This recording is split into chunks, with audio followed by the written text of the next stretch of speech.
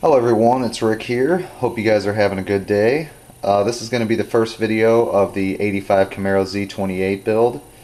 Now I mentioned this build in my previous video when I was showing off my workbench and just talking about, duplicolor paint and all that kind of stuff, and I got a lot of feedback from it, so really appreciate it, guys. Your guys' builds inspire me as well as all the feedback I get, telling me to just take the dive, and if something messes up, you got the purple pond. You can always redo it. It's just plastic, so I don't know why I'm so worried about it, but I'm kind of a perfectionist and a little anal about certain things, so I like to do things the right way, so I only have to do them once.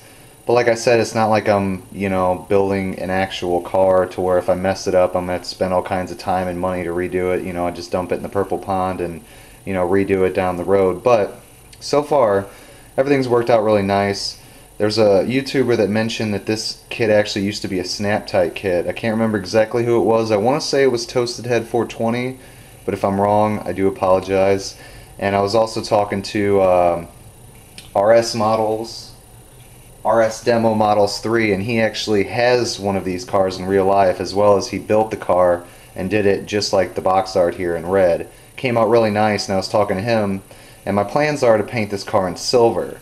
So right off the bat, if you guys have any suggestions for what silver would be good on this, I was just going to check and either go with the duplicolor silver or possibly a tester silver enamel, because I did the priming in the duplicolor sandable primer here, and I'll show you guys that in a minute. But here's the can if you guys didn't see it in the previous video. It's this dark gray, so I know I can't go with a really light color. My original intent was to go with this red because the red does look cool, but I think I'm going to do the silver because silver I think will look really good on this car. And I think I'm going to do any trim pieces in black because black is the trim color for most modern type cars, and this third generation Camaro I believe had all black trim. You can see the headlight bezels and everything like that have black, and the grille here. And I'm not going to end up doing this stripe here, but if there is a body line, which I'm not really sure, I haven't really looked into it, I will do that in black possibly, but that'll be down the road. So let me just open this up, show you guys what progress I did. If you guys didn't catch the last video, you can check that out. If not, I'll cover most of it in this video. So with all my builds, I do a little research, and here you can see I just wrote down some information about the car as well as some paint colors that I'm going to go with. So I'm not sure how well that's going to show up in the video, but if you guys want to take a second to read that, pause the video, you can.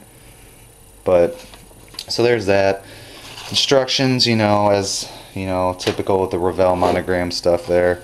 And then I got my decals here, most of which I'm not going to use, but we'll go with that once everything's painted.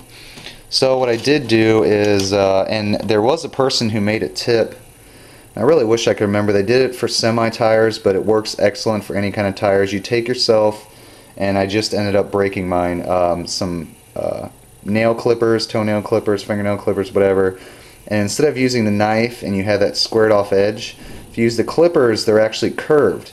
And when you get them just right, close enough on the tire, it'll actually clip them straight down to the tread itself. And obviously I'm probably going to sand these down a little bit, make them look a little more realistic, because I really don't want this to be like a showroom type of car, right out of the showroom. I kind of want to look like it's been driven a little bit, but it's been cleaned up, so I'm not going to do a whole lot of dirtying up of the car. I'm just going to spray it like, it's been driven. It's an 85, so it's 2012, it's quite a few years old. But, just a high school kind of guy that just bought the car, doesn't have a lot of money to put into it, but wants it to be a nice car, something like that. So, here are the tires. They came out really nice. Like I said, I'll have to do a final sanding with like some 320 or 400 grit or something like that. So that's those, and I did end up getting the, which I guess I could just take these off of here now. I got some rubber bands on here. I ended up using my, and this is the stuff that I love to use, this stuff here, this Tamiya extra thin glue. Stuff's really nice. I also use super glue too sometimes, but I think for this kit, this Tamiya glue should work perfectly fine. But I got some rubber bands on here to hold this. The only problem I did find with this kit so far, if anybody is wondering, is the holes that mount these two halves together here didn't match up quite well, so there was a gap in here, so I had to open it up with my pin vise, but I ended up getting it there, and from what it looks like here, it looks like it's pretty tight. So there's that piece. I got that all glued together. That sub-assembly is ready to go. So I can prime that up to match the rest of it. And then I got these seats here. They're just two-piece assembly. And the cool thing is, like, the snap type, like I was saying before, how I heard this used to be a snap type. And you can really tell because as I started to mock this up, you can see these little holes here, and these actually match with the holes that are in the interior tub, which I can show you guys that real quick here. But oh yeah, I guess I could show you. Here's the body primed up. I got the hood there. You know, it still needs some work, but you know, it's going to be good enough, I think, for the exterior part. And here is the interior pan, and this is actually going to be this dark gray primer here. I'm going to leave it this. I'm going to paint up these seats and everything to match in the dashboard. And you see that there's these two holes here, and then you have holes here, so these obviously mount there. They're not adjustable. I guess if I wanted to trim them up, I could make them sit in another way, but it's good enough for me. Here's the chassis, and this, I believe there's a few light spots there if you can see, but it should be good enough for just a flat black color on there. So you have these pins right here, and what happens is this actually snaps onto here just like that, and I'm not going to push it down because it'll probably be a pain in the butt to get off, but these actually feed through here, and then your seats just mount right on there like that.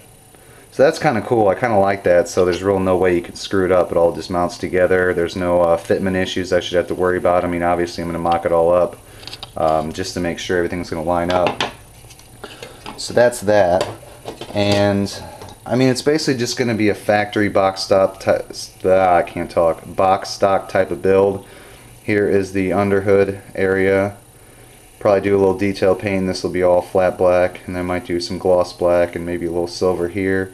And now that I've got this so dark with the primer, I don't think I'm going to be able to go over with it white for the washer bottle.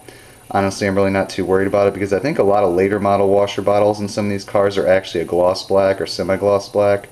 So I'll just go over the metal or plastic type areas with that and just have the rest of it flat black. Possibly I might do flat black and then do future over some of the areas to give it a gloss up. I've seen that that works too. I might do that with some of the interior parts as well. But that is pretty much where I'm at right now. You can see I got the rest of the parts in here.